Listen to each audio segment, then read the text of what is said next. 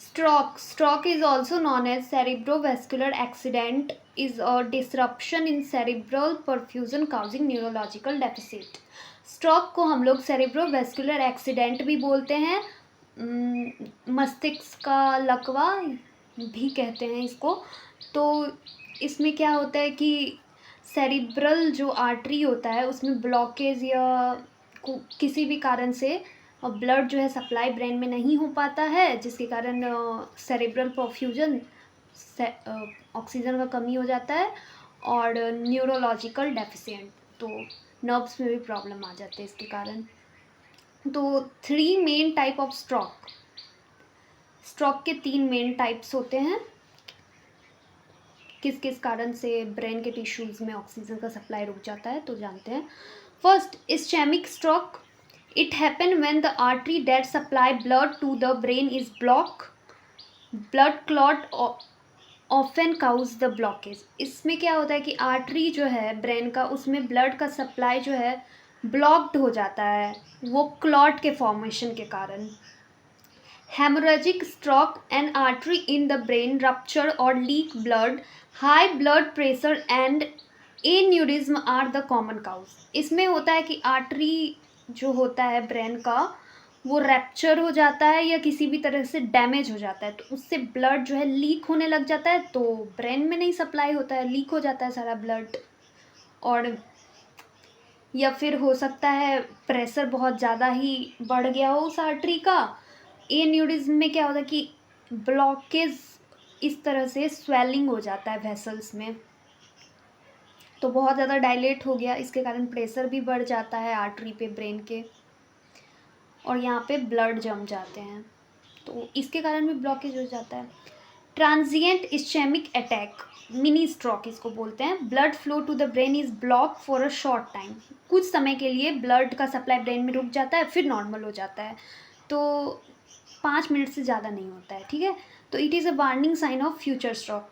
Future में फिर ये स्ट्रोक हो सकता है कि मतलब ऑक्सीजन का सप्लाई एकदम रुक जाएगा और इंसान का डेथ वेथ भी हो सकता है, तो इसके कारण तो ये पहले वार्निंग साइन है कि आपको स्ट्रोक होने वाला है, ठीक। Most of the intracerebral haemorrhage are arterial in origin. अधिकांश इंट्रासेरिब्रल हेमरेज जो होते हैं आर्टरी में ही स्टार्ट होते हैं, शुरू होते हैं। Severe explosive headache is characteristics of haemorrhagic shock. तो हेमोरेजिक स्ट्रोक का जो मेन सिम्टम होता है और कैरेक्टरिस्टिक होता है, बहुत ज़्यादा सर में दर्द होता है। तो साइन और सिम्टम जो होते हैं स्ट्रोक के, मोटर सिम्टम्स, हेमीप्लेजिया, पैरालिसिस हो जाता है एक साइड पूरा बॉडी का, half side. Hemiparesis, weakness in one side of body, इसमें से वीकनेस होता है, इसमें पैरालिसिस हो जाएगा, बिल्कुल मूवमेंट नहीं होगा। पैराप्लेजिया, इसमें लोअर एक्सट्रीमिटीज जो होंगे, लोअर दोनों लेग्स, थाई से लेके फुट तक पैरालाइज हो जाएगा। Quadriplegia, paralysis of all 4 limb in the body, चारों हाथ पैर चारों जो है पैरालाइज हो जाएंगे। एटेक्सिया, अनस्टीडी गेट, सही से मूवमेंट नहीं कर पाएगा, चल नहीं पाएगा। कम्युनिकेबल डिस्टर्बेंस क्या क्या होगा बातचीत में, देखो। डिसअर्थरिया, बोलने में परेशानी होगी। डिसफेजिया और एफेजिया, डिफेक्टिव स्पीच और लॉस ऑफ स्पीच, या तो वो अच्छे से कुछ बोल ही नहीं, यहाँ से परेशानी हो रही थी, यहाँ पे कुछ सही से बोल ही नहीं पाएगा, और या फिर लॉस, पूरी तरीके से कुछ बोल ही नहीं पाएगा। कैन बी एक्सप्रेसिव, रिसेप्टिव और मिक्स, थोड़ा थोड़ा एक्सप्रेस कर पाएगा, बाकी मिक्स्ड, कुछ समझ नहीं आएगा क्या बोल रहा है।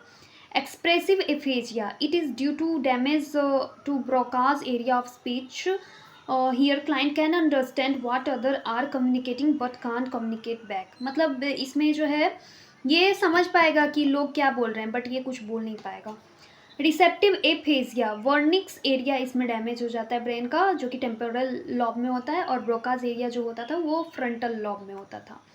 तो in this condition client is unable to understand spoken और रिटन वर्ड, जो कुछ भी लिखेगा, बोलेगा, बातचीत करेगा, इसको कुछ समझ नहीं आएगा। Apraxia, it is the inability to perform previously learn activity.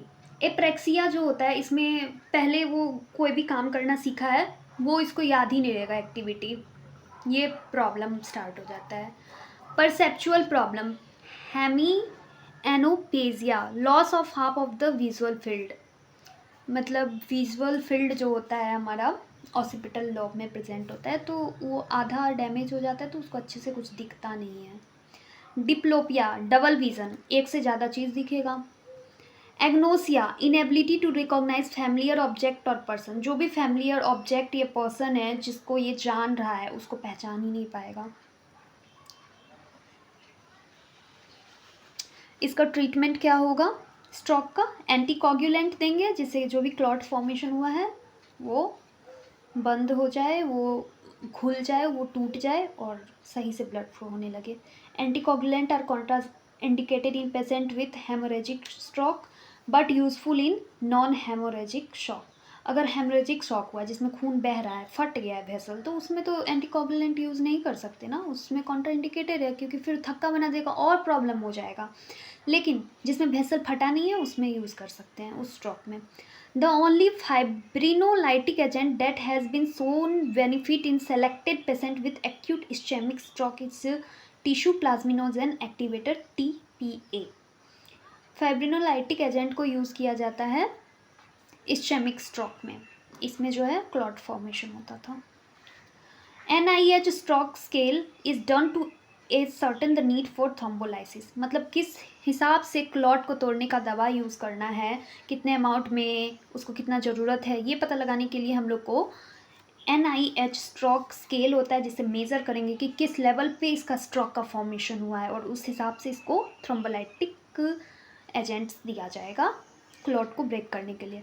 Surgical evaluation of clot और haematoma relieve increase intracranial pressure, अगर मेडिकेशन से काम नहीं होगा तो सर्जिकली करेंगे, क्लॉट को हटाएंगे, या हीमेटोमा वेसल्स के बाहर जो भी ब्लड कलेक्ट हो गया है तो उसको हटाया जाएगा, और इंट्राक्रेनियल प्रेशर जो भी बढ़ गया है तो उसको कम किया जाएगा सर्जिकली।